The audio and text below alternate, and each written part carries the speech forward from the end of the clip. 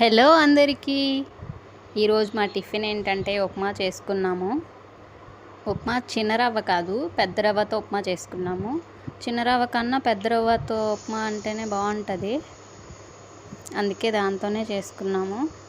నేను తినేస్తున్నాను. ఇప్పుడు మీకు ఉప్మా మేము ఎలా చేసుకున్నామో చేసి చూపిస్తాము, చూడండి. అందరూ వీడియోని సబ్స్క్రైబ్ చేసుకోండి. నేను డైలీ వీడియోస్లో ఒక పొడుపు కథ అడుగుతున్నాను. తెలిసిన వాళ్ళు కామెంట్ చేయండి, తెలియని వాళ్ళు గూగుల్లో సెర్చ్ చేసి కామెంట్ చేయండి. గూగుల్లో లేనిది లేదు కదా. కామెంట్ చేయడం మర్చిపోవద్దండి. నా ఉప్మా చూసేసేయండి.